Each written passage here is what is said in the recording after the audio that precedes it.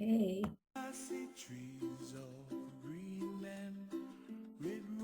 Hey, welcome. Welcome, everyone. Welcome, beautiful people. I'm Patsy Eisenstein, and I'm here to welcome you. I'd like to invite you to maybe use the chat and let us know where you're calling from. We're all very curious how far and why this call is reaching you.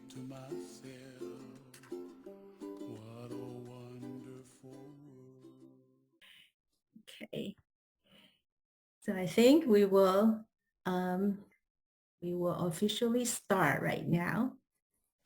So my name is Patsy Eisenstein, and you might be curious why I have this same last name. I am the business partner with Charles Eisenstein. He also gave me an infamous title, My Fabulous Ex-Wife. So that kind of says all about me, and I feel pleasure and honor to be here welcoming you. So I'm going to put in the chat what you can expect, how we're going to spend the next 2 hours together. We're going to start out with a sacred opening that only takes about 2 minutes. And then I will expeditiously introduce Lorenz and Charles to host a conversation today. And then we'll follow by a breakout room discussion. And then after that will be Q&A. And I hope you stay toward the end because our host, Lorenz, have a surprise closing for us. Okay, so the sacred opening, our attention it's a key ingredient to make things sacred. So I would like to invite your attention to this question and type your answer in one sentence. So this is the challenging part, in one sentence or fewer words to answer this question. And the question is, what would you, if you know for certain that you cannot fail, if you know for certain that you will succeed, what would you change?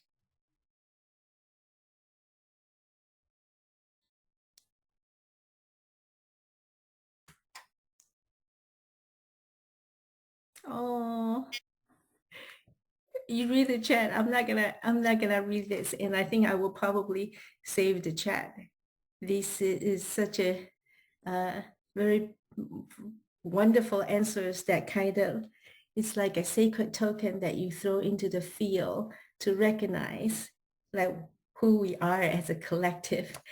Now let me introduce my friend Lorenz, and also my fabulous ex-husband and business partner, Charles. So Lorenz, he's a friend who I met about 3 years ago.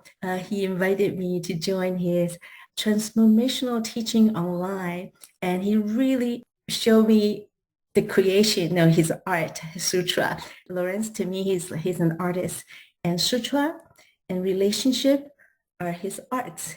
And Charles Eisenstein, he's an author who wrote a few very influential books, Ascent of Humanity, Sacred Economy, The More Beautiful World Our Hearts Knows Is Possible. And with that, I would like to have both of them take over for a conversation about unlearning. Thank you, Patsy. Thank you for the warm introduction. Thank you for everyone for joining us today for this conversation. And Charles, thank you. I first encountered your work. It's been probably over a decade now since I read Sacred Economics, which really touched me and really influenced how I think about money and the global economic system. And I still reference ideas from that book and conversations that I have today. So it's a real pleasure to be in conversation with you. Thank you, Lawrence. I've been looking forward to this. Yeah, and I'd love to start with a pretty open-ended question. There's so much polarization going on in the world, so strong opinion on every side of the spectrum, and people really feeling on every side of the spectrum, really feeling like their entire way of living is being threatened by the other side. And so in that context, which is broadly like the context of the conversation here about unlearning, what's most alive for you right now in the world? Yeah, it's very much what you described that is present with me every day. It's so ironic that in the context of this intense polarization and division, there's actually a very broad agreement, which is that what you said is the agreement is that it's the people who disagree with me, who are on the other side, who are the cause of the problem, and that the solution would be to overcome their opinions, overcome their influence, overcome their power, so that my opinion and my people who share my beliefs will prevail. So that perverse agreement is the problem. Ultimately, all of the ecological, social, technical issues that are facing humanity, they're not really technical issues. They're all coming because of a crisis in our agreements with each other. They come from human conflict. And if we could unite our creativity around what are actually core values that are widely shared, then no problem on this earth would be difficult to solve. So that's, maybe that's one thing that's not just alive with me today, but it's been alive for me for many years. I'd love to zoom in on that like concept of agreements, because it's such a big thing. I mean, I think a lot of people may just take for granted that even an instrument like money is fundamentally an agreement, that so much of how our society functions is an agreement. But I think also there's this dimension that maybe we feel so entangled in these very big social agreements that we almost feel powerless to not be in that agreement. Can you say a little more about how you think about agreements and maybe any agency we have in relationship to social agreements? Yeah, for the social agreement to exert power, it doesn't have to have everybody agree with it as a matter of opinion. If everybody else, so for example, if everybody agrees that money has value, if everybody agrees to use that as a medium of exchange, then whether or not you think that's a good idea, you're going to be incorporated into that agreement. I mean, how many people on this call disagree that money is useful, that dollars or euros or whatever can be used to purchase and sell things? Like everybody, because the agreement isn't just an idea. It's not like, oh, you and I agree that, that crop circles are authentic. Okay, we agree on that. An agreement, human agreements forge reality. So once that agreement has been set, then it is real. It's true that you can use money, you can to purchase things and have them delivered to your door, whether or not you have an opinion about whether that's good. So that's what we're talking about here, the power of agreements mediated by symbols. The agreements need to be shared, and then you build systems on them, and that's the reality that we live in. All the way, at least, I mean, there are some things you might say are not an agreement, that you get wet when you're out in the rain. That's true whether or not we agree that that's true. Although maybe even on some really deep metaphysical level, those things are agreements as well that include other than human beings, but we don't need to really go there. And what about, I don't know, what comes to mind is the power of a person to to shape new agreements, to introduce new agreements. So someone like Gandhi comes to mind, or Martin Luther King. They have like a presence that ultimately really exerts an influence on some sort of broad social agreement, which can otherwise feel pretty rigid. Like what are your thoughts on how any particular individual can have an influence on some sort of mainstream agreement? Yeah, our choices and our presence, our being definitely has an impact on social agreements.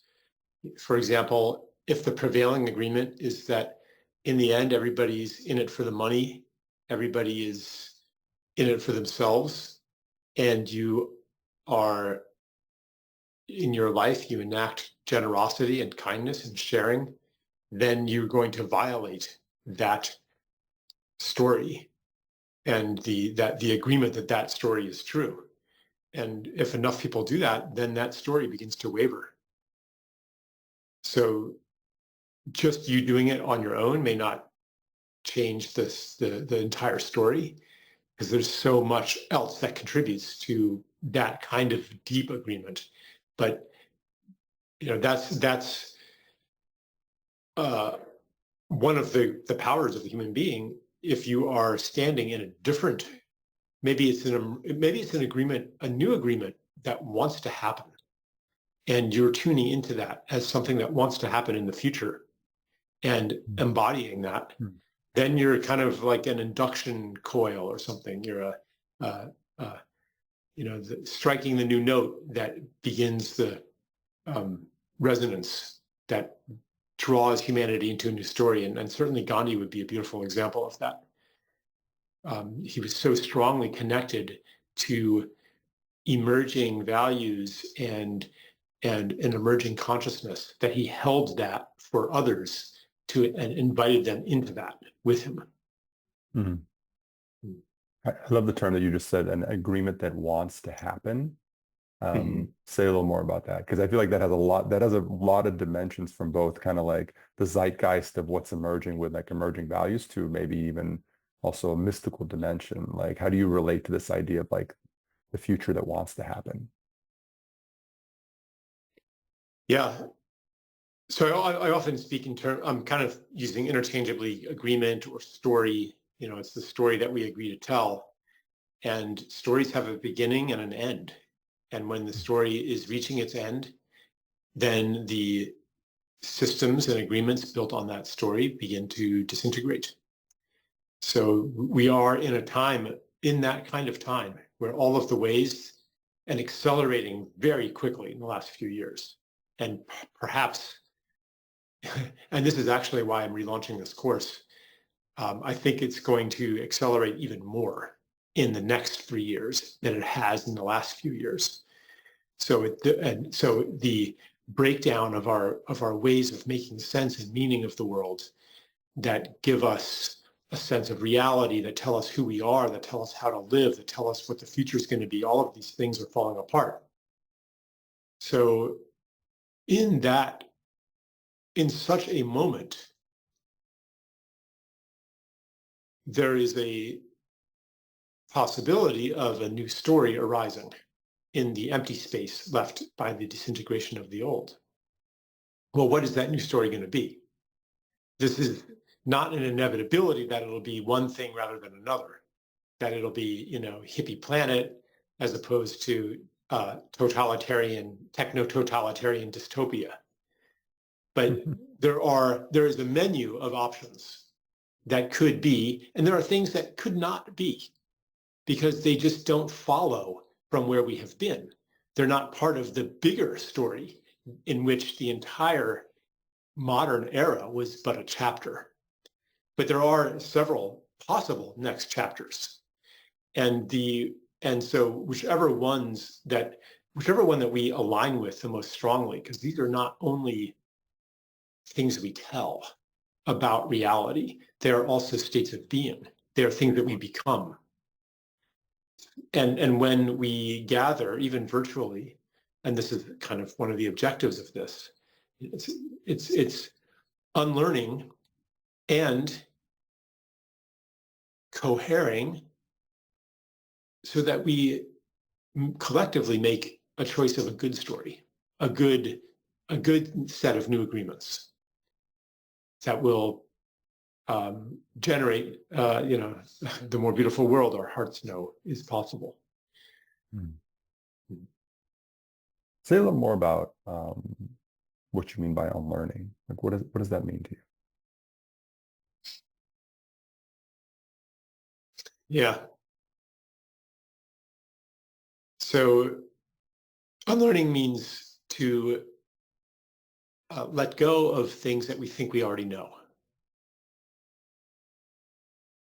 It could be our judgments of other people, our judgments of ourselves, our judgments of the world, our judgments of the future, our understanding of cause and effect, how things work in the world, what motivates others, what's possible and what's not possible. Our experiences have told us the answers to these, and our surrounding, our social environment tells us the answers to these questions. But as I was saying, the answers are becoming no longer satisfying. And if we want to adopt a more satisfying understanding, we're going to have to let go of what we thought we knew. And often there's, an emotional attachment to what we thought we knew.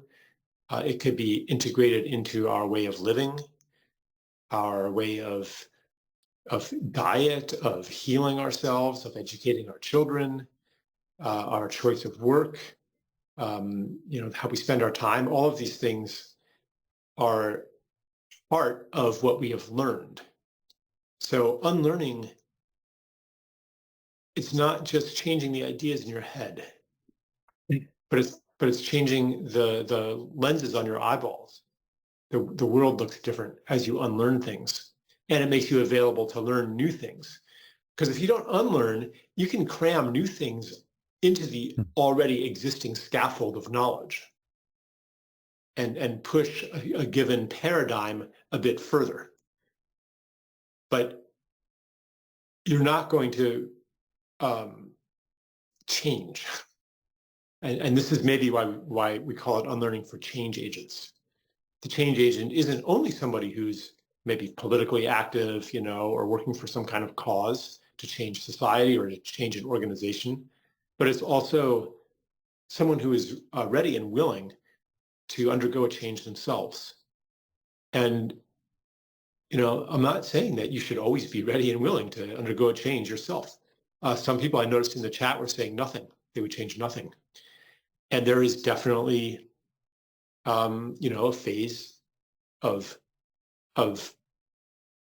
you could call it, everything's always changing anyway. So, anything you do, anything you say creates some kind of impact in the world, some kind of change, but we don't need to get academic about that. Like there is a real sense where sometimes I'm not out to change anything. I want to grow in what is already here. I don't want to change. I haven't fulfilled the state of being that I'm in right now, or a society still hasn't fully developed that storyline that it had been in. Like America in 1950 it just wasn't on the menu for it to change from its self-conception as the hero nation building a global empire. That story had not been fulfilled yet. And in, the last couple decades, it has reached its conclusion. So whether on a national level or a personal level, there is a phase of stability where relative predictability, where you're not going to change. You don't want to change. It's not time to change. And if somebody tells you to change, you're going to ignore them. But a lot of people now, because so many stories are reaching their next chapter right now, all at the same time, there are many, many people who are who really want to be a change agent, either for the world or for themselves. Yeah, this word change is so interesting because I feel like it has so many dimensions to it. Specifically why you want to change something, and that's where I feel like there's this can be a tricky territory with this whole conversation about unlearning because Mhm. the first dimension is unlearning what we do with what's given to us, how we assess that and judge that. Oh my God, I'm so judgmental. Like I have thoughts that come up when I see a person of color walking down the street, and that makes me like a really evil person. um and I think the first dimension of this whole journey is like a certain level of just being aware of and okay with your own humanness so that you can operate from a different place. Yeah. Yeah, let me just add one more thing, actually, that just came to me. Uh, I think I also understand those who said they would change nothing. I understand that there's also this uh, skepticism right now of the ways, like, if you could make something change. Part of the story we are leaving behind now is that change happens through force. Change happens when you make something change. So a lot of people are like, it's not that they don't want anything in the world to change and they, just love things the way they are, and they think it's just fine with, skyrocketing chronic disease, and horrible violence in many parts of the world. It's not that we would be displeased if that changed, but it's that this idea of making something change is coming into question now. So when I speak of being a change agent, that is not necessarily the theory of change that I'm talking about. It's also an alternative would be to participate in a change that wants to happen, or to participate in the emergence of a new possibility. That participation doesn't necessarily mean that you're in the driver's seat and you're controlling things and that you're making the world change, but it's that you're tuning into a process of change, aligning your energy with that future, and making yourself available as an agent of change. So I think those who answered nothing, I think maybe if I articulate it in that way, maybe like you understand, maybe you're going to be more on board with being a change agent, rather than a change maker.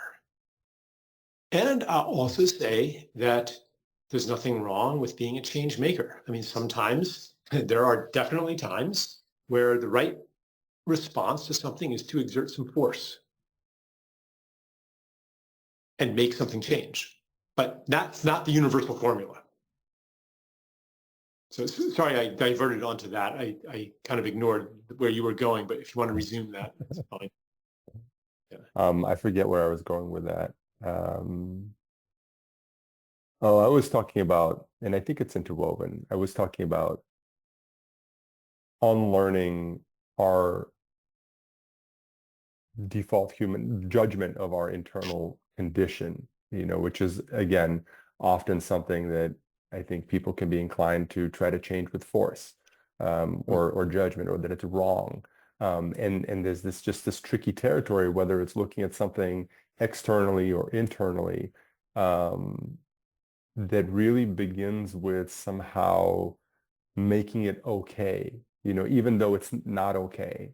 Like, I just think there's this territory of that you need to somehow be at peace with that this is part of life and this is happening in order to be in a position where you can actually do something about it. Because if you're operating from this place of judgment and othering, and that is not okay, that is not life, that somehow there you're kind of like propagating the same energy. Right. Yes, that's very well put. Yeah, I mean, the legacy theory of change, changing things by force, then yeah, we often apply that to ourselves. And how do you force yourself to do something? How do you force anybody to do anything? I mean, you could like physically grab their arm and force them to do something, but usually when we talk about forcing somebody to do something, it involves some kind of threat. You know, if someone has a gun to your head, you know, and they force you to withdraw all your bank account from the ATM, that's you know, even though that they didn't grab your finger and make it press the ATM buttons, you can say that they forced you to do that. So that threat, when we turn that inward, it's usually a threat of rejection, self-rejection. I'm going to reject myself. I'm going to withhold love from myself, or else, right? That's the or else. If I don't, you know, extirpate the racism that I'm carrying, or if I don't be less judgmental, if I don't do whatever it is, whatever change I want to make, if I don't stop drinking, if I don't, whatever the change is, then, oh boy, I'm going to let myself have it. That is force-based change. And I think a lot of us have experienced it not working, because one reason it doesn't work is that to satisfy that judge, all you have to do is to give an appearance of change, enough to satisfy the judge, to make it look like you're someone who deserves this conditional love. And so, you know, superficial changes, you know, recycle your whiskey bottles or whatever it is to alleviate the guilt that you were leveraging and deploying against yourself. That's good enough. So it doesn't actually generate change even. So that's a really good example of one of the things that it's a deep cultural program. It's a good example of one of the things that we have to unlearn if we're going to really be effective change agents. You know, this isn't like just a bunch of philosophy or spirituality. You know, this is really practical. And how do I know it's practical? Because the way that we've been trying to change the world for thousands of years has brought us to a very bad place. There's something that keeps coming up for me around, you know, this idea about like the change that wants to emerge, which for me has this, I think in my own journey, I remember walking to a yoga studio in New York City. This was probably 13 years ago. And he had this giant word on the wall and it said, be receptive. And I was like, oh, okay, be receptive. Sounds like some like cute platitude. And I've increasingly kind of come back to the profundity of that, right? Receptivity, to be receptive to what wants to emerge, to be receptive to that maybe there's many different ways that the world can occur to people. And for me personally, in my own journey, that's been like an entry point into humility. Like my definition of humility is a lasting awareness of my own subtle arrogance, which kind of continually reminds me to come back to that there are many other ways of seeing the world, but that's not necessarily, I can say that, but the living of it, the practice of it is a practice, you know, and it's a difficult practice to continue to come back to kind of like rub myself in that crucible of receptivity. And I'm curious, like how that is for you, like in terms of like you're an author, you create like worlds with your words. And so I would imagine that comes with certain strong opinions and orientations and like what's your relationship to being receptive to what wants to emerge and how is that like opened up in your life?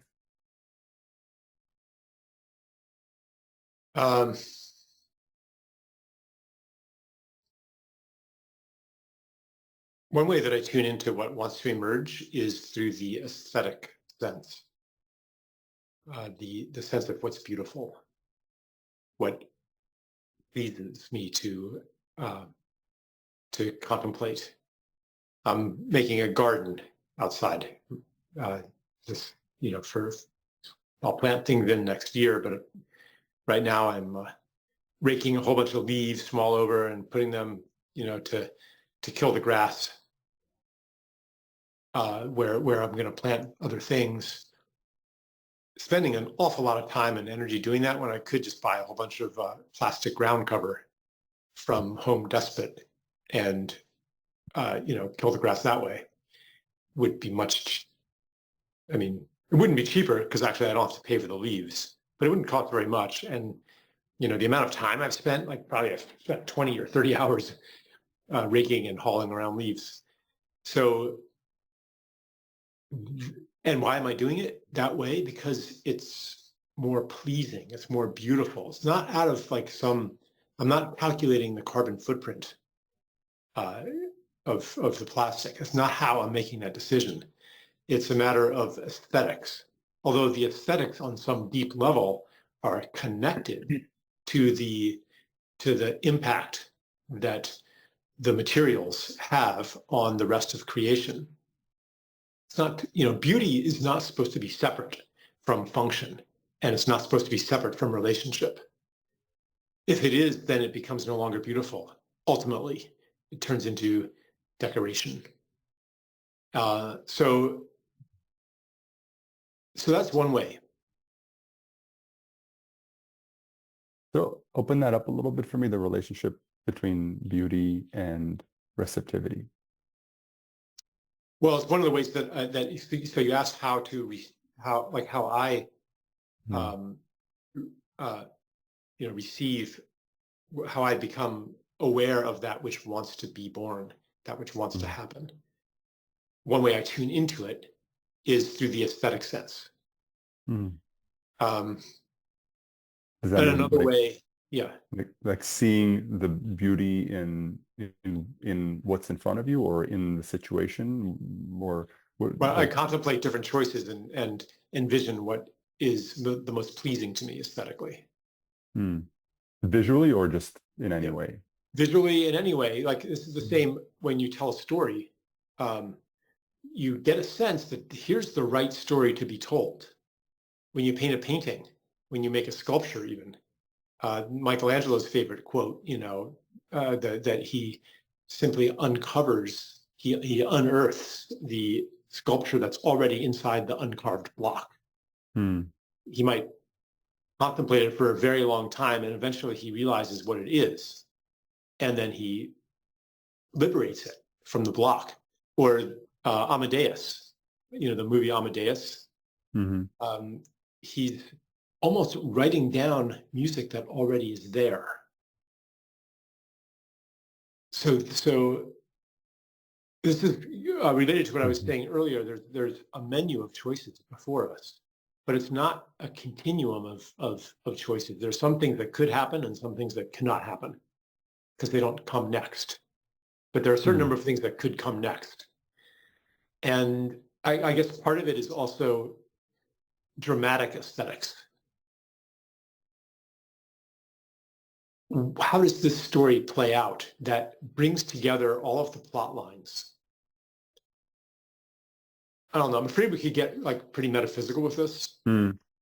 I guess I want to kind of situate it in how does a person cultivate this receptivity? And I love the deeper dimension of what you're sharing about how it, in your life it manifests as like a receptivity to beauty. When you, because I get, like, I think it took me a minute to get it when you were talking about your garden, and then you kind of wove it into like creating some art or writing. And I know for myself, when I'm creating art or I'm writing, there's a receptivity to the kind of the right sequence of it, the right like combination of words or whatever that wants to be that way. And I'm listening for that, and I'm kind of like testing different sentence combinations or words, and I'm kind of listening for that, the right frequency that when I see it, I'm like, okay, there it is. Right. Exactly. And right. Yeah. So I totally get that. I recognize it. You recognize it when you see it. Right. Yeah. Right. How does someone cultivate this? Like, I mean, that's a tough question. I don't know if you have an answer for that. Yeah,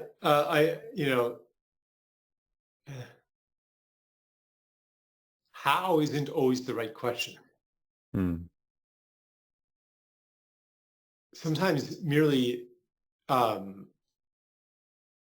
this is about receiving again. It's sometimes merely receiving a possibility activates a process, and then you know how to do it. So I guess one thing I'm doing here is seeding the idea that there is indeed something that wants to be born. I mean, already that phrase does not fit very well into the mythology of modernity, the way of seeing the world that I grew up with and that many of us have grown up with.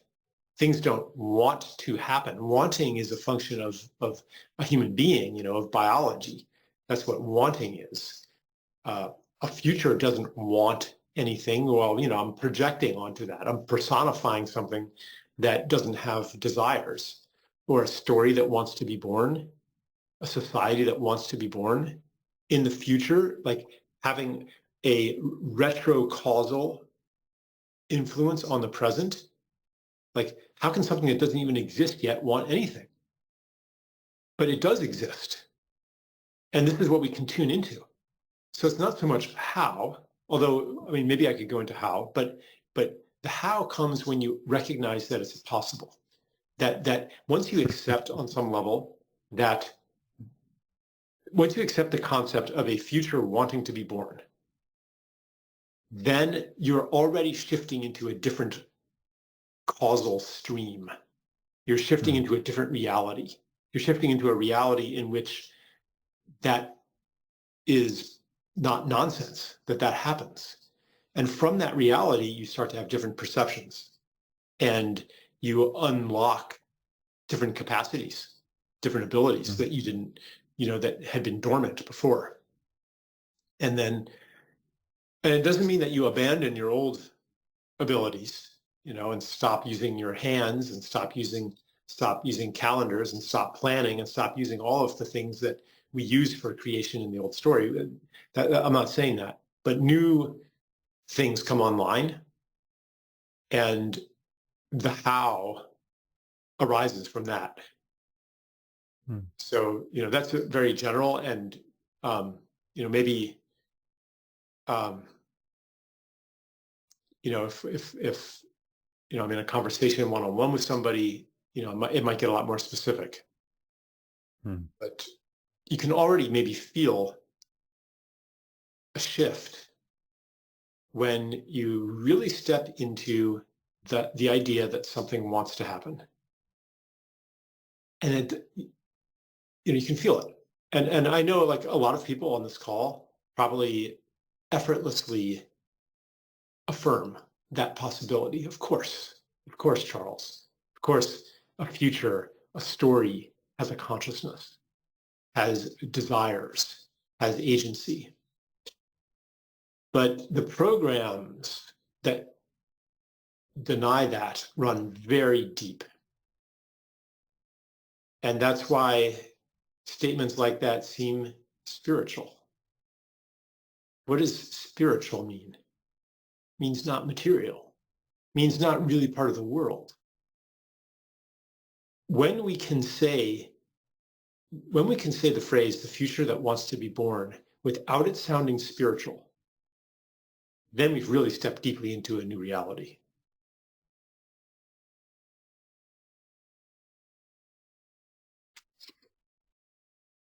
Yeah. That's a sign of the depth of the unlearning necessary. And then on top of that, then the relearning. And it's both what's the opposite of subtle? Like gross or something? It's both gross and subtle, in that it's a major unlearning about how you might view the world, and it's really subtle in that in any given situation or any given conversation, it's just an awareness to, where does this want to go? Like, I think it's as simple as that. Like, where does this conversation want to go? And because so often we step into interactions with, where do I want to take it? What is my agenda? What am I trying to accomplish? What is that person trying to accomplish? And I think so much of what's shifted for me as an entrepreneur, as a human being, has just been that little shift of like, okay, like, where does this want to go?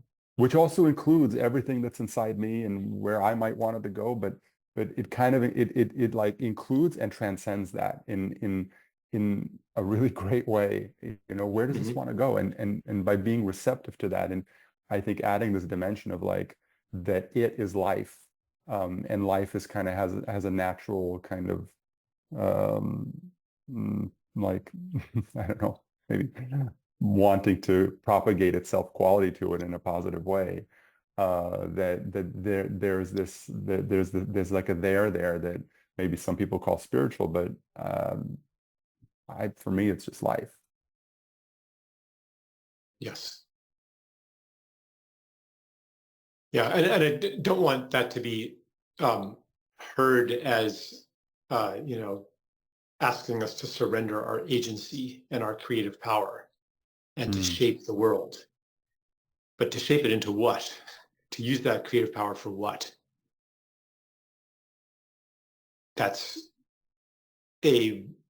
answer to that is relational. It's not like what I want. I mean, even to say, well, it's not what I want, it's what this other thing wants. It's what the world wants. It's what nature wants. It's what Gaia wants. It's what the future wants. These are not separate. What I want depends on my relations to all these things. Like I can't, like if I'm discussing with Stella, my wife Stella, where are we gonna stay here? Or are we gonna move? And I'm like, well, Carrie's got a lot of friends here. Our son has a lot of friends, and you've got this and that, and she says, oh yes, Charles, but what do you want separate from all that? It's inseparable. I don't have desires as a separate individual because I am not a separate individual. I am the totality of my relationships. So, even like, so it might be a useful operating principle to distinguish what do I want and, what does the world want, or, what do I want to make happen and what wants to happen. That can be useful, that distinction in clarifying some things. But at some point we have to let go of that, just unlearn that distinction as well. And then we're stepping more deeply into a new story, that goes all the way to the foundation of who am I. Yeah, and I love that you brought in that element of agency, because there is this connotation in surrender that you're surrendering agency, and I think that it's a misconception or a misunderstanding.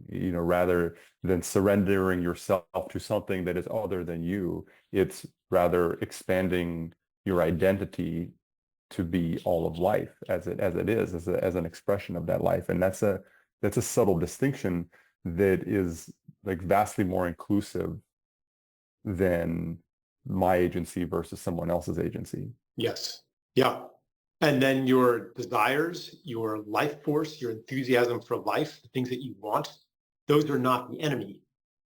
Those are not, something that conflicts with service to life. Because what is like if I think about the most pleasure I get from anything, it's probably when I experience being profoundly helpful to another person. That's like, it feels so good based on the pleasure principle alone. I love that. I recently had this it was my birthday a few days ago. And so, a birthday can be a day when everyone around you is trying to be happy. And so I was feeling agitated by it. And I was like, what does happiness mean to me?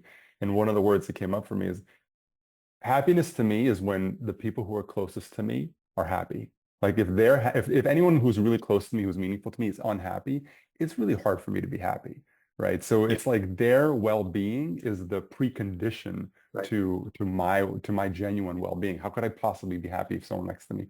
Right. Well, you could extend that to if anyone in the world is suffering, but I'm not going to be that big about it. But just anyone that I really care about who's close to me is not happy. And so when a birthday rolls around, like the thing that really makes me happy is if everyone around me is in a good place. Yes. Yeah.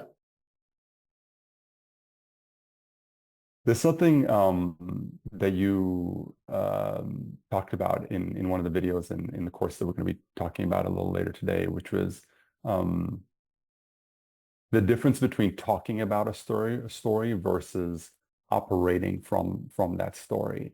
And I think this is so profound in like an aspiration to make change, because we're often engaging with maybe people who have a very different perspective on how the world works. And so when we're talking to them about a story that doesn't like align with their worldview, then that's kind of a natural source of conflict, versus when we're being the expression of that story, that creates a different condition for what might emerge. And I wonder if you might talk about that a little. Yeah. Yeah. So an example would be if I went around and proselytized about interbeing, that what I do to nature, I do to myself, and what happens to the least of us happens to all of us, and like I can talk about all those things, but if I'm treating people like crap and being cruel and stingy, then that would be an example of telling the story but not living the story. And I think that I know that living the story is much more potent as far as changing things, because then you're holding that pole. You're holding open the doorway for others into the future that corresponds to whatever you're doing. I mean, for good or ill, actually. If you're being kind and generous and compassionate and forgiving, then you're holding open the doorway for people to step into a world built on those things, and for that world to come and visit us. And if you're being competitive and stingy and ruthless and cruel, then you're holding open a doorway for people to step into that world. You emanate it, or another way to look at it is that you're just emanating that energy and bending reality around it. So and this is important because the goal of this course, and really of all my work, isn't to help other people tell the story as well as I tell it. It's not, you don't have to be able to articulate any of this. After this call and someone asks you, what did Charles talk about? And you couldn't even tell them anything. Maybe you remember one or two things. That doesn't matter if something has awoken in you and you are shifted maybe a little bit into acting from the things that we've spoken about. So it's not that words are impotent. They're not, far from true. And it's not that telling the story is bad, some lesser version of it, but it's only a very small piece. And if someone's telling the story and not to some extent embodying the story, then it'll be very limited in its power. And I've certainly experienced that in my career. Because I have access to information that's way beyond where I am, as a person, that I don't, fully embody or live up to. So the information is kind of a teacher for me, and I know that, and I've experienced a lot of limitations in putting all this work out there and not seeing the world magically change just because I said something. Well, maybe what I'm being called, this is part of my own process over the last few years, but basically being told, okay, Charles, you've hit a glass ceiling and you're going to stay there until you actually do some real work to embody the things you're talking about. And so perhaps in this course, something will stand out for you as not just that you agree with what I'm saying, and you may not agree with everything I'm saying, by the way, but something that stands out as something that you're ready to step into a more full embodiment of. A thing that it's like, oh yeah, that. And it's a feeling of maybe even being convicted by something. Not convinced, but convicted. It's like, oh yeah, that's what I'm ready for. That's what I'm wanting to step deeper into. That's the key that will unlock my fuller presence and effectiveness in the world. There it is. And it will be different for different people. Might not even be something I directly say. Might be, something I say that sets some gears turning, and then, oh, there it is.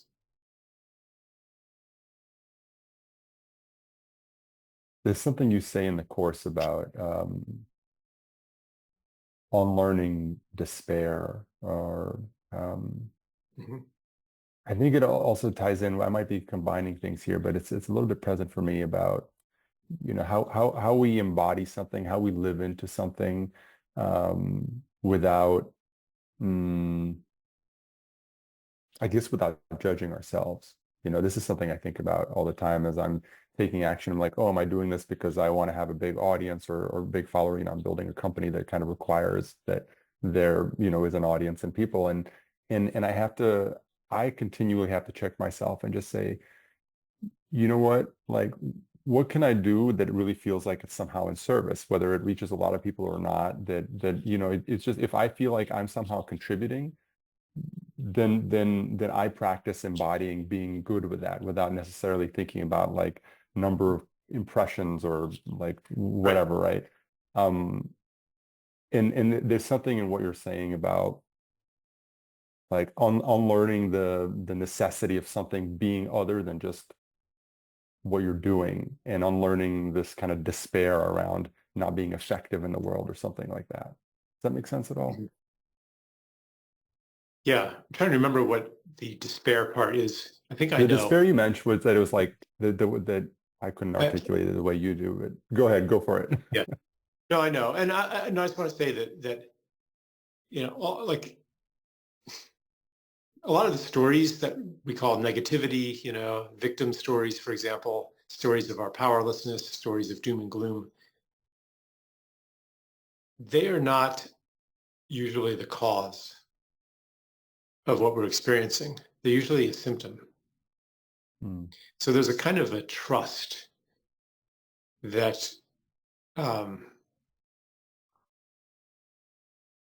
what the despair that I might be going through, like that is a phase. That is an initiatory ordeal. Like it's not, there's nothing wrong with me. And for me,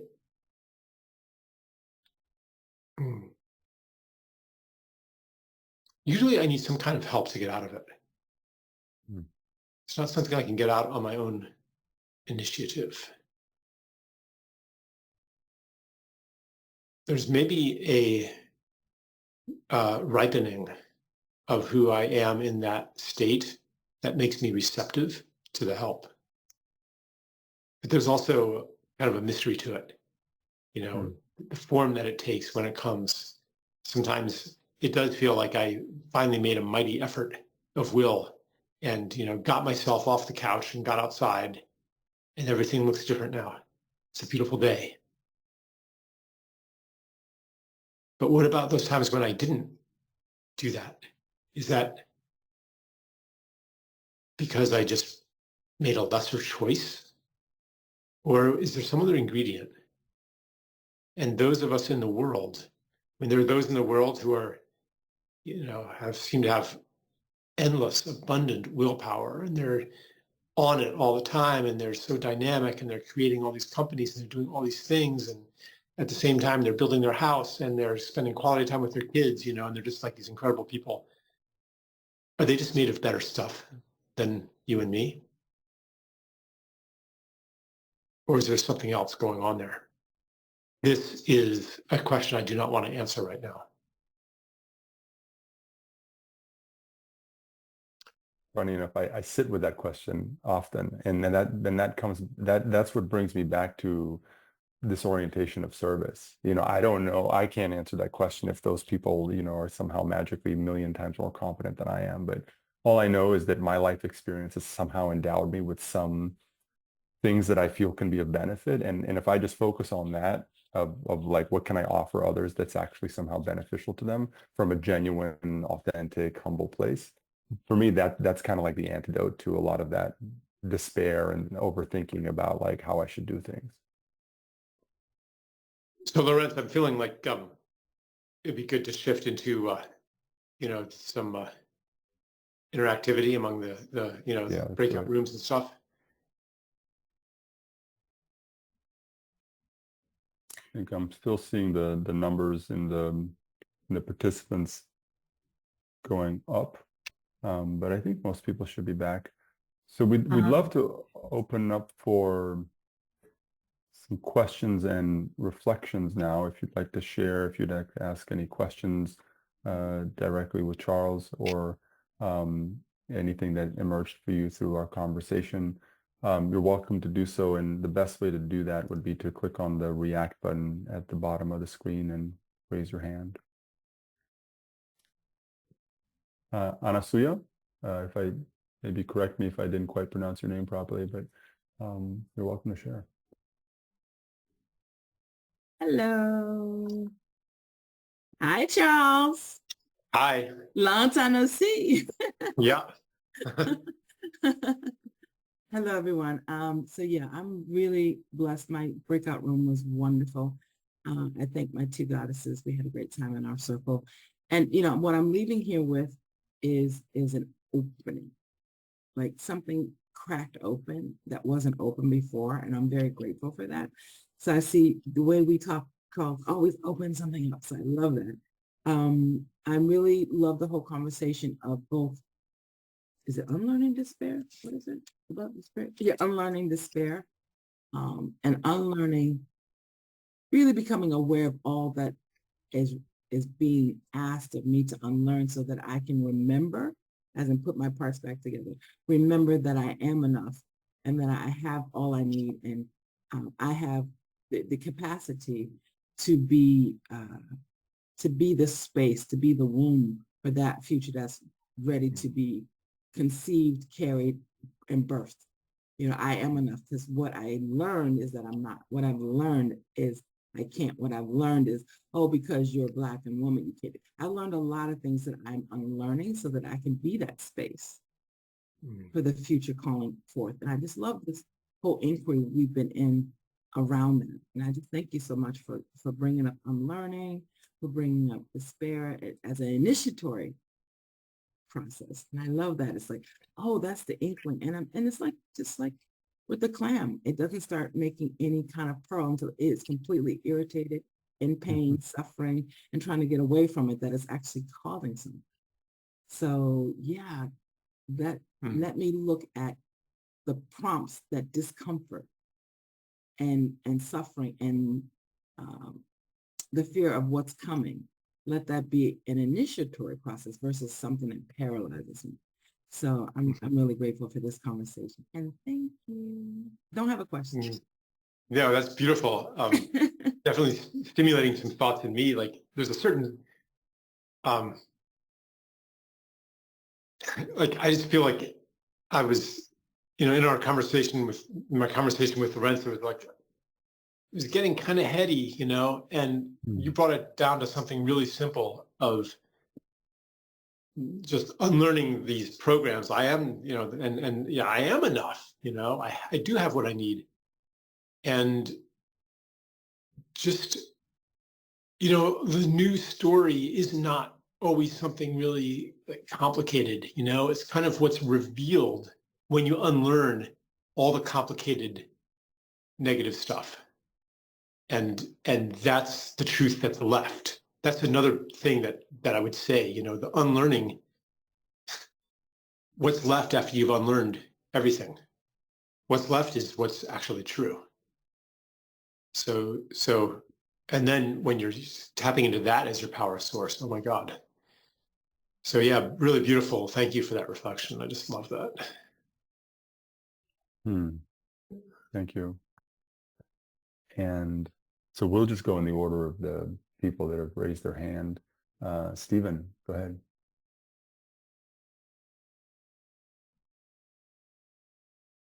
There we go.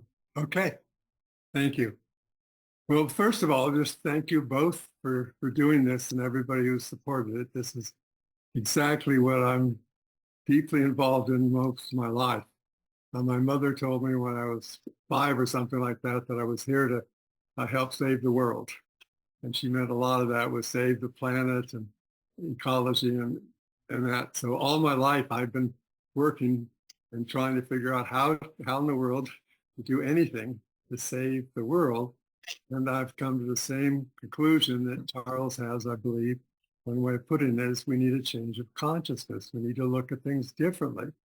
And we need to start believing that things are possible that before we haven't.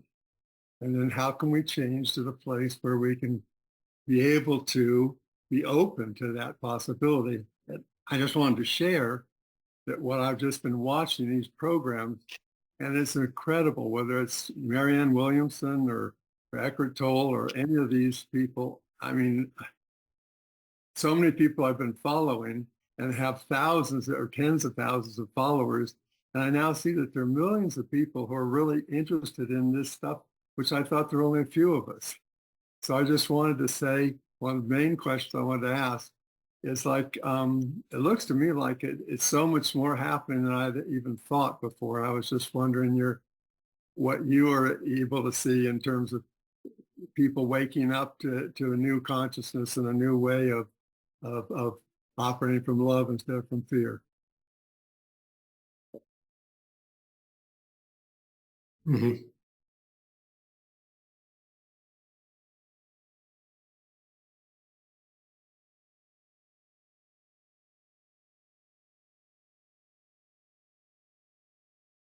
I think that we're going to see, I'm just going to say, this isn't a direct answer.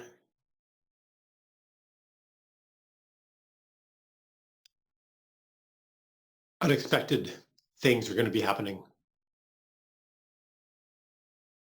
over the next few years that will drastically accelerate what you're talking about.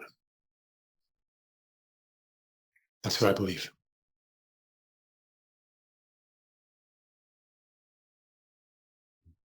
Yeah, that's all I'll say right now. I'm just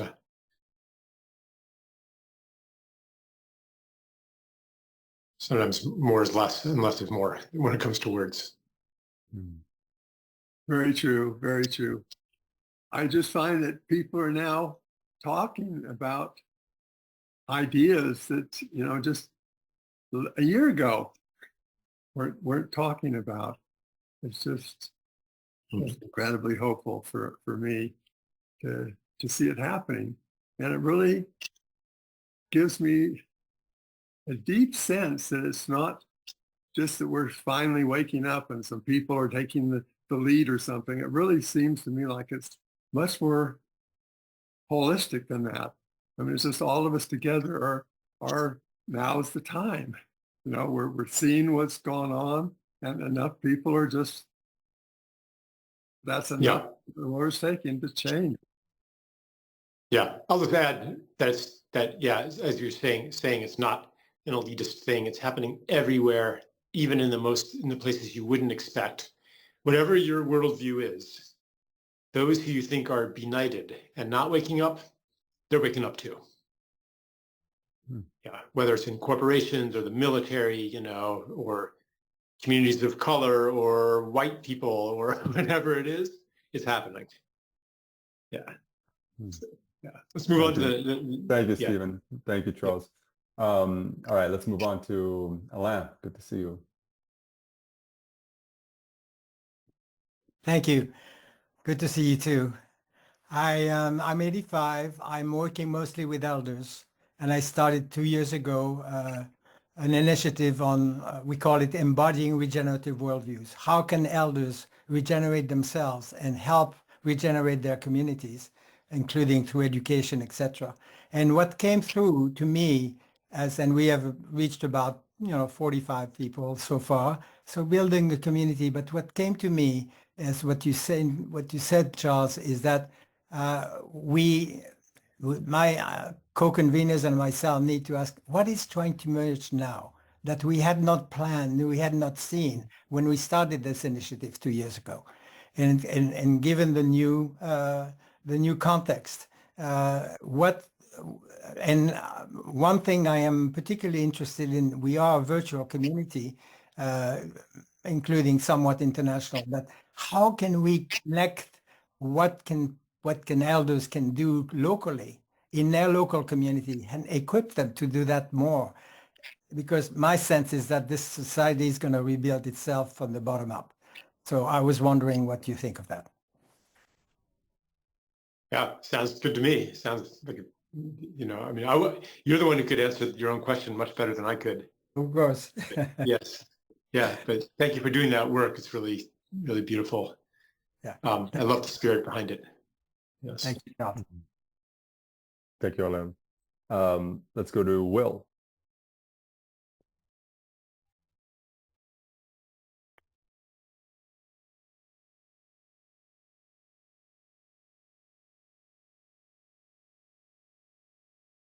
There we go. Everyone hear me okay? Yes. Good. Greetings, everyone. Nice to see you again, Charles. Likewise. Very synchronous. My comment aligns completely with Alain's. There were just two of us in our breakout room, an elderly woman in England and myself. And our topic kind of centered as well on elders and the missing ingredient of an elder component in our society. And paradoxically, but not unexpectedly, that links up with a lack of younger leadership. It's good to see in the current shift in American politics that younger people are being nominated into positions of influence. And I've always thought it was odd that pictures of the founding fathers in America show them as grayed old men when they're actually in their 30s and 20s. So I think the elder component is important in my life. It's the missing ingredient that brings in transcendent wisdom from people who don't want to be chief. Indigenous people said anybody could be chief except those who want to be chief. So elders can be in a position of no ambition. They don't have anything they need to achieve yet. Hopefully they've raised their kids, done their thing in the world, and can provide a conduit for wisdom and guidance for change that's aligned with what I call natural intelligence, call it God, whatever. And I think that's got to be the guidance for real change. Otherwise, it's just my beliefs, my opinions. How do I know they're right? So great to be on the call, see so many people who are active with this in their own ways. And I have got a lot of hope and faith in the world. I think this is the most exciting time ever on the planet. I'm grateful to be here and really grateful to you, Charles, for the amazing work you're doing. Thanks for including me. Thank you, Will. Good to see your face in a while. I do want to say something about eldership.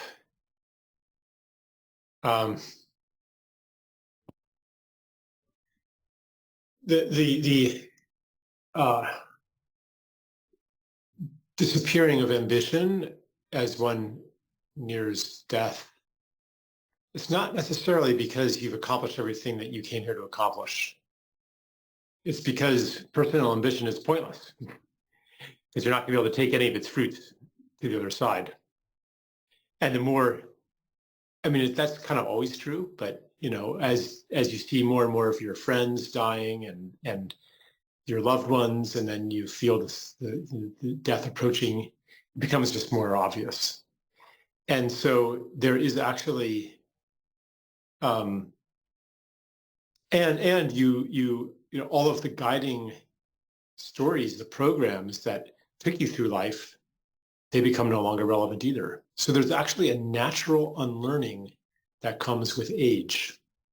When we resist that, then the body takes over and causes dementia. It's like, you're not going to let go? Okay. We'll see about that. And that's not even necessarily a bad thing. Sometimes after the unlearning what's left, sometimes it's very beautiful. The the soul that shines through. The wisdom that elders impart is not necessarily and not usually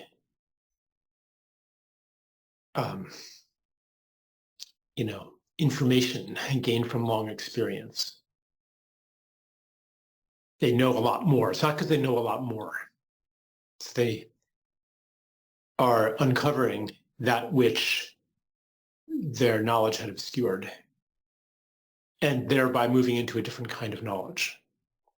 And it is, and many in our society, instead of doing that, they just cling all the more tightly to the familiar, to the paradigms, the beliefs that they were raised in, and thereby hold society back and hold young people back. But it doesn't have to be that way.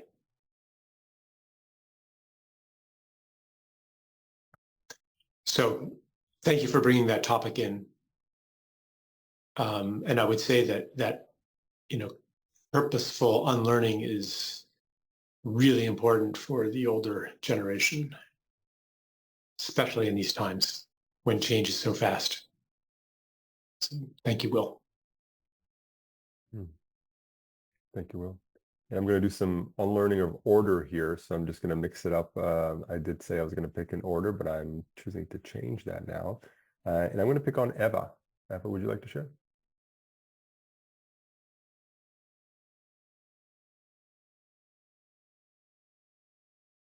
You are on mute. Did it work now? You're good, yeah. Okay, hi. I hope I can say this in a way that makes sense. Quite early on in the field of this call, I suddenly got this huge gift of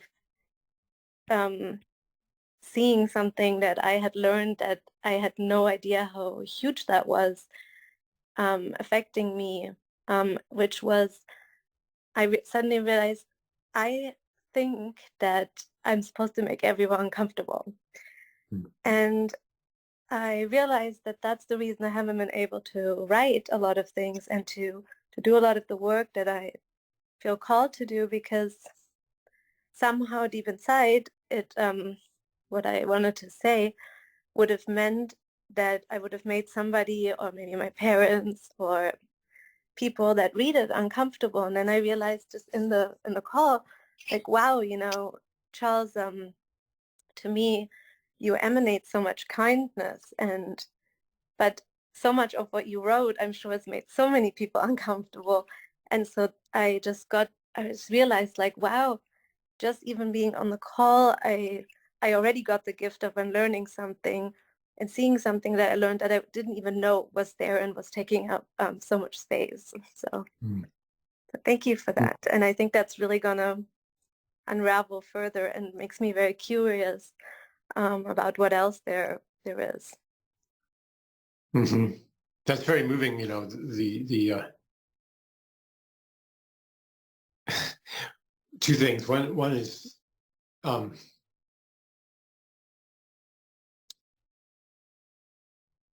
problem with writing is that it's missing a lot of information. People can't as easily sense your goodwill when they're just reading your words, but when they hear your voice and see your face, then other information gets communicated, and they know that you're a friend. If you are, but other things get communicated. And as for the keeping other people comfortable, I have some of that too, keeping them happy, not offending people. There's kindness in that, and there's fear in that too for me. And taken to an extreme, like there's nothing left of you. You're just boxing yourself into the tiny little window of what's going to keep everybody comfortable, and then it still doesn't work. So I really I bow to that insight that you have, and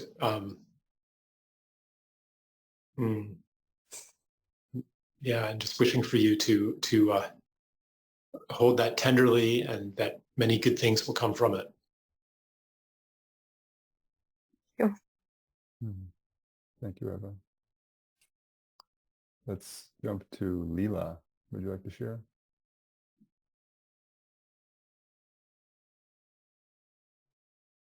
You were on mute.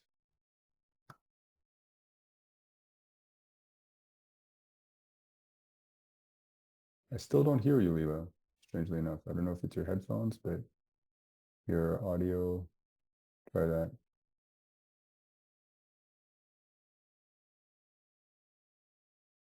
There you go. Can you hear me? Yeah, now we hear you. Mhm. Great, thank you. I wanted to honor and thank the women I was also in circle with, and also with Will, who's a local man in my community. Hello, Will. This opportunity as elders, and particularly I'm interested, I forget who said the word womb first, but there's a really important aspect that in my own life that I've been applying, and that as women, we have particularly had this opportunity of our bodies' intelligence, of holding potential, literally building a bloodline from the time we were 12, every month, building hope and possibility, and then letting it go. And again, building hope and possibility, and then letting it go. And you're doing this, I'm turned 68, and I did this until I was 62. My bloodline, every month, held possibility and let it go. And as an elder, instead of being the person who always has something to say at the microphone, I've had moments of that, but really that is not where my power as a woman that I'm now exploring and learning about.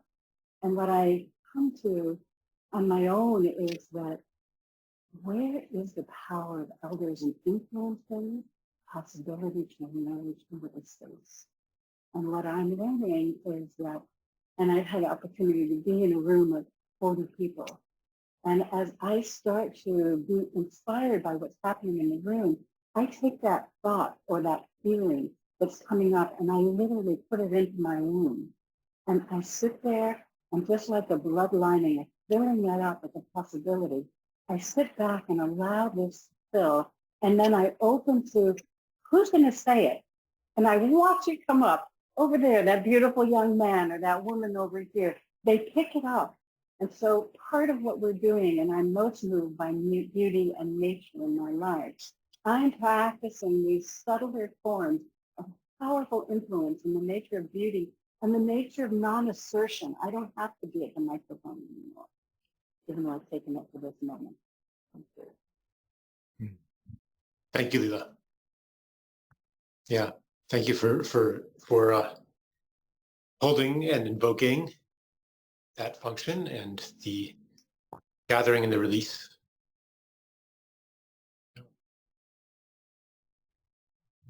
Thank you, Leela. Let's jump to Lewis and Karima.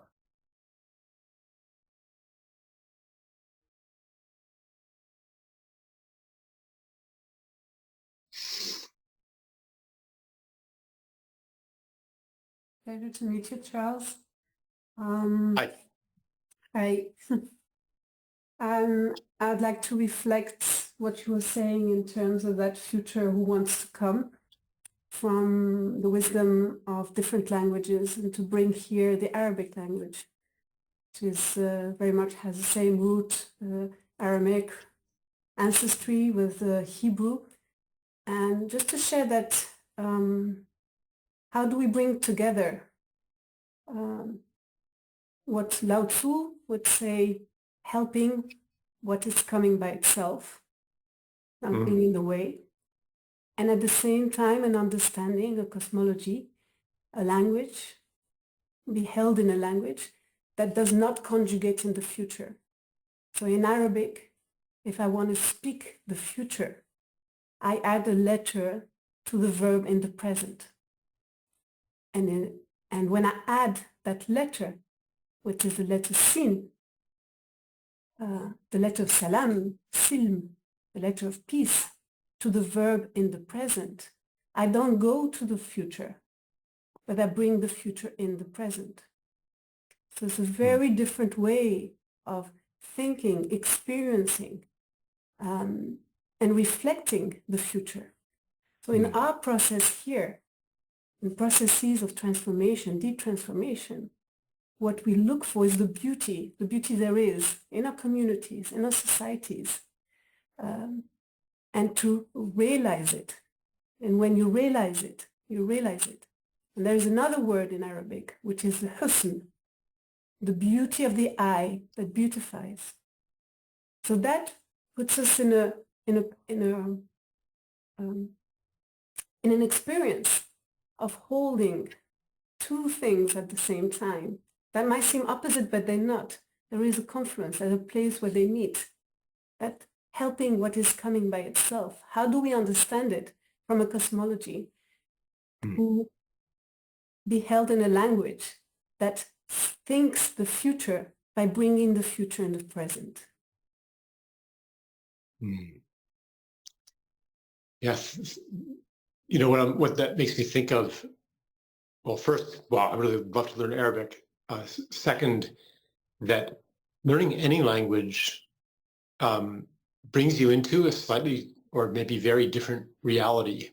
To really learn a language is to change who you are, and therefore to unlearn also. And then I was starting to think about different languages and how they treat the future. So in English, you know, you use the word will. There's will involved. Or going. I'm going to, it's going to rain, which is a bit gentler. It's more of a movement. In Chinese, interestingly, there's two ways also to indicate the future. There's no conjugations in Chinese, but one way is to use the word want.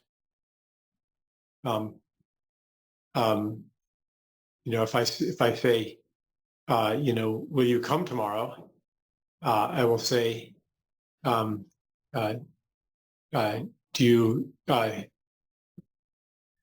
you want, like tomorrow, do you want to come? I mean, literally it's you tomorrow want come. That's you come tomorrow. So wanting is built into the future in Chinese. And another way to say it is in terms of capacity. But anyway, that's very interesting and just kind of indicates how, I mean, what a tragedy it is when any language is lost, as so many are being lost, and how important it is to recover these languages or to preserve them. There's a lot of really important work being done in the world to rescue languages that have very few speakers left and to revitalize them. So anyway, yeah, thank you for that insight.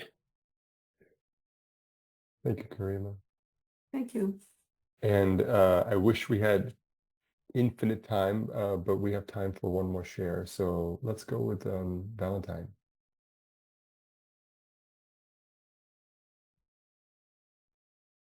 Thank you, Lawrence. What an honor to be the last one. I thought you were going to skip me. I was waiting for it. Next one in line.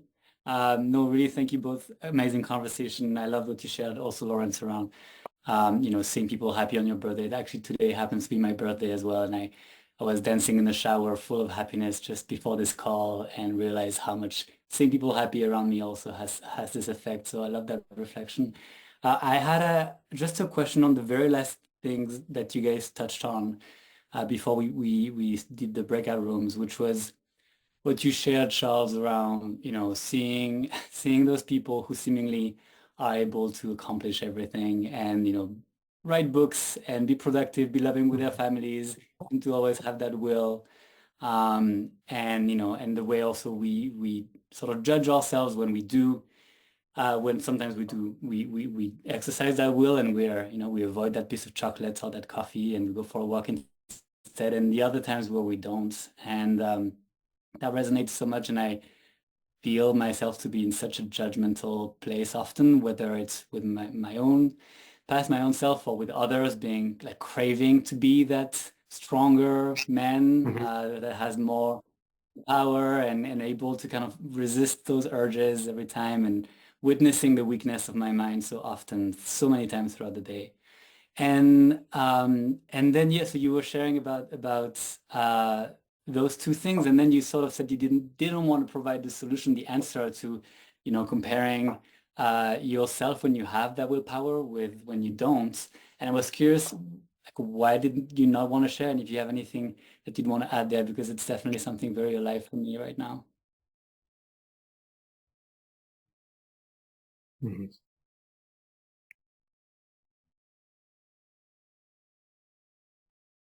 I didn't want to share because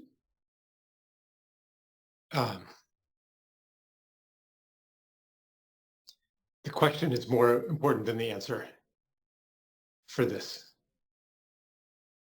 So I'd rather just keep the question in the field and see what comes when you confront the idea. The question underneath it, are some people just made of better stuff than others? Yeah. How does that feel? That idea that some people are made of better stuff and some are made of worse stuff. How does that feel? It was awful.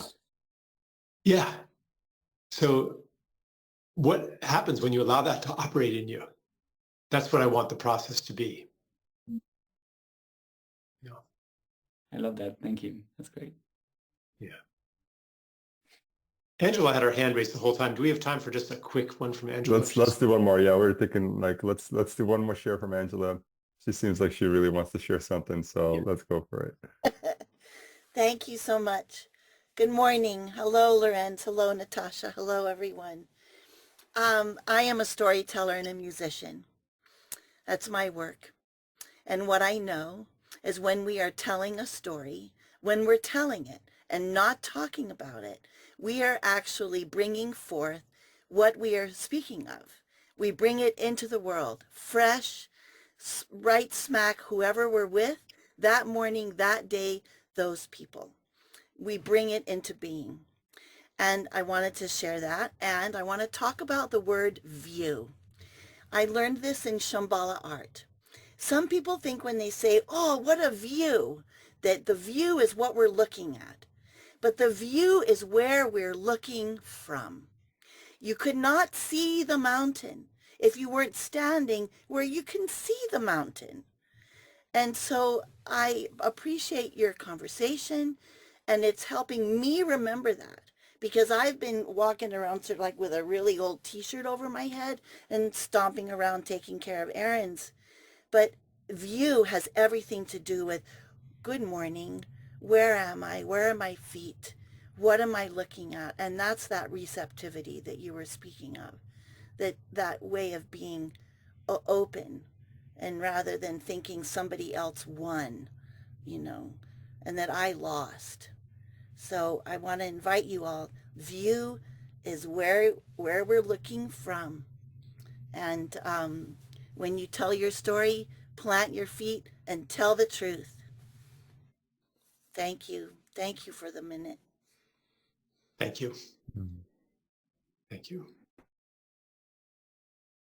Thank you, Angela. Thank you, Angela. So yes, thank you. And yeah, and thank you everybody for being here for these precious 2 hours. I hope that it was time well spent. And I would look forward to touching back in, you know, with this group. Those of you who choose to do the course material, go through that later on in, I don't know, a few weeks, a month or two, whenever we schedule it. I'm not sure. That's Patsy's department. I just follow orders. So what's next now? Do I turn back to Patsy? Charles, do you wanna say a few words about the course? Oh, okay. Yeah. I mean, you know, it was made from, I believe it was made from material recorded by, maybe it was Jonathan Hiller, or maybe it was Kyle Buckley. And then it was just kind of like this extended interview. And then they were like, wow, this could really, there's a center here, you know, there's a through line here. And so they they rearranged it into a course, and then I created some, I guess, exercises and questions and things like that. And, you know,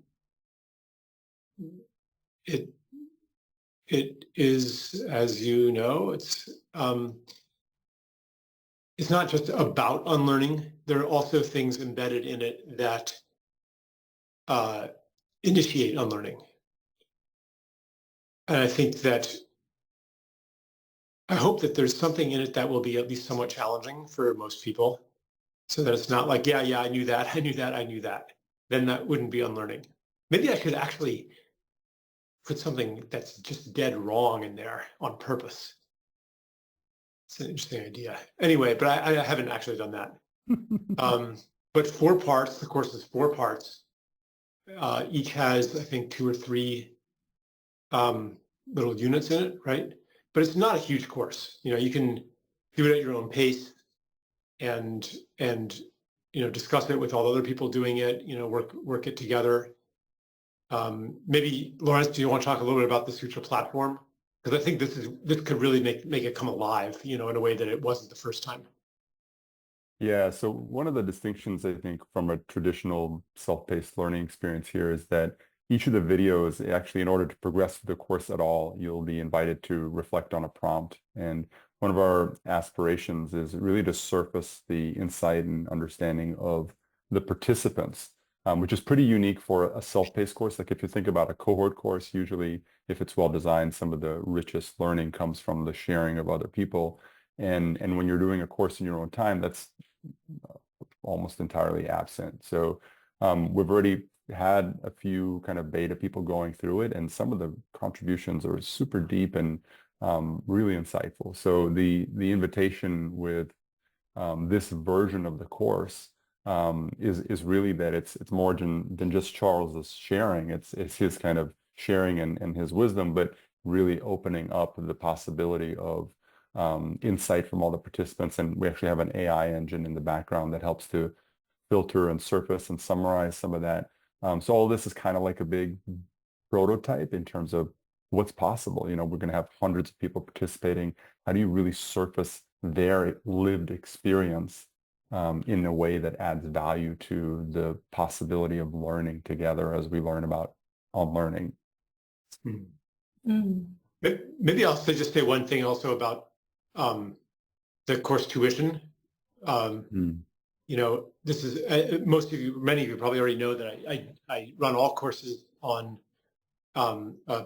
self-determined tuition. So, you know, what feels good and fair and right and really respects your financial situation. Often it's the people who can least afford it that feel the most guilty about not paying. And so for those people, I want to encourage you to pay very little or to pay zero even. It's good to pay an amount, though, that signifies to yourself that, yeah, I'm actually committing to this. I'm actually taking this seriously. I'm actually taking this on. So, you know, if it's just like an offhand thing, you know, if you're paying like a lot less than you ordinarily would for a course like this, then you're signaling to yourself that, you know, kind of half-assed, take it or leave it. Going to try it out, but not really do it. Like that kind of energy is not, you won't get as much from it if you do that. So, you know, really just kind of take a moment and settle into what feels good, what feels clear, what feels fair, what represents to myself that I'm doing this for real. And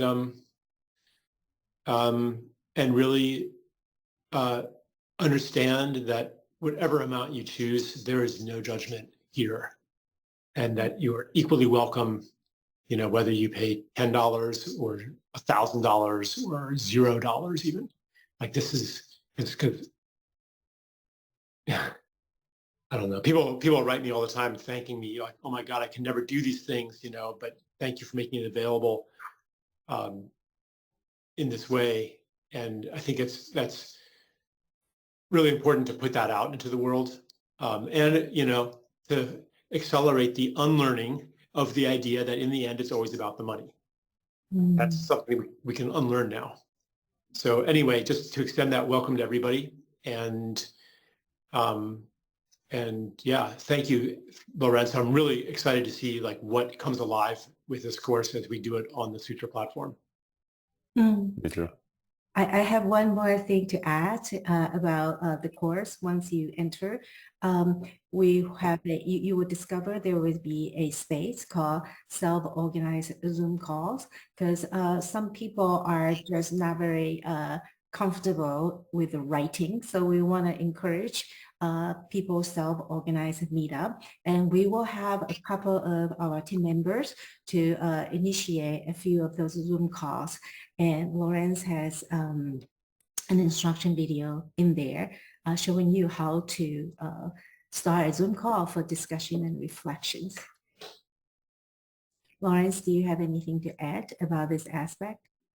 No, I think you got it. I think a lot of it's pretty self-explanatory when you're in the course space. So yeah, I mean, I've shared the link in the chat a few times. It's unlearning.sutra.co. Mm-hmm. Yeah. Yeah, thank you. And we hope to see you in the space and, and unlearning together. And as Charles said, the content isn't very long, but it's really dense. It's like, so I advise you to restrain yourself from wanting to watch the next video and next video, but watch one video maybe a couple of times and then really sit with it and move to the next. And that's why I have scheduled the first bonus call in January, because I really want to encourage you to really take your time and that what is true for you to deeply sink in, so you can live the truth rather than talk about the truth. Yes.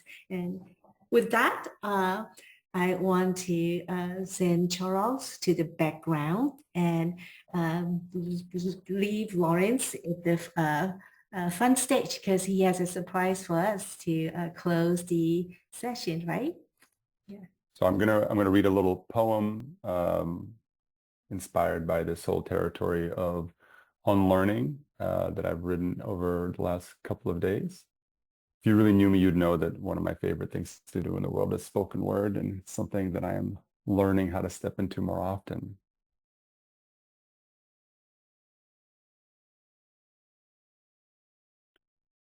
Unlearning is like burning the beliefs that blind you, the threads that bind you to the binary that confines you to life as a singular situation outside of relation. How can you have pleasure without pain, love without hate, or loss without gain? One implies the other, like child and mother continually giving birth to each other. When we see black and white, we miss the reality of light, the color spectrum. It's rainbow, right?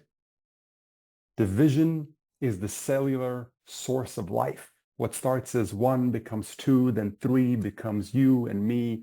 Our nature is not separate from divinity, the yin, the yang, the big bang. The oscillation of opposites is the fabric of infinity.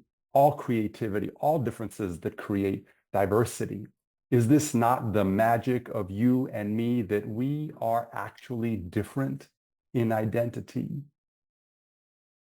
And all it takes is to listen.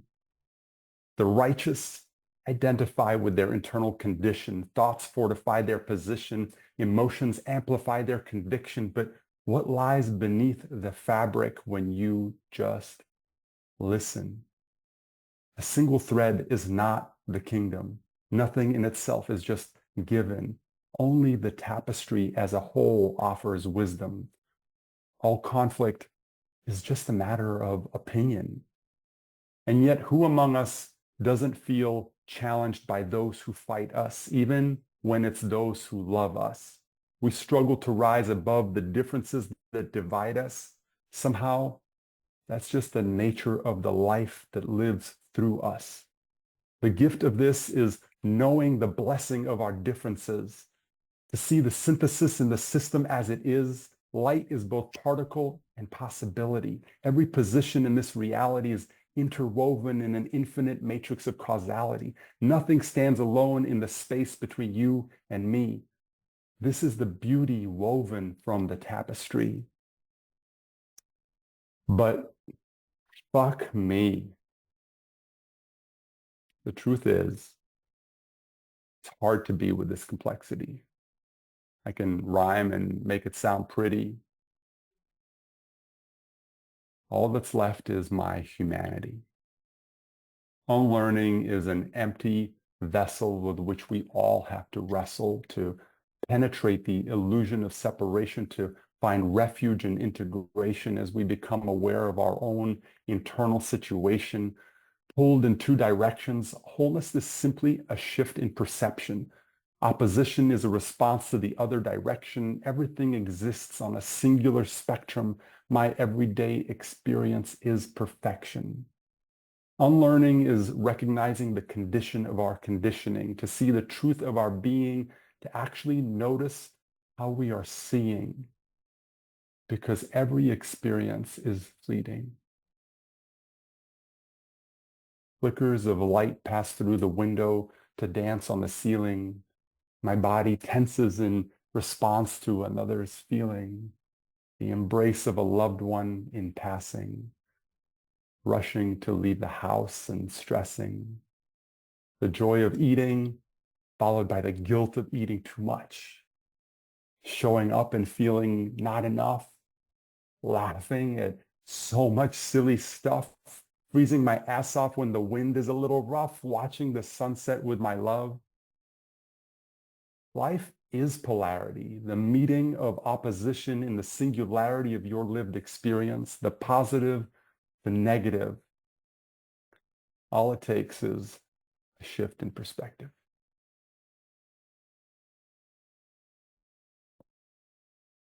Oh, thank you, Lorenz. Thank you, everyone.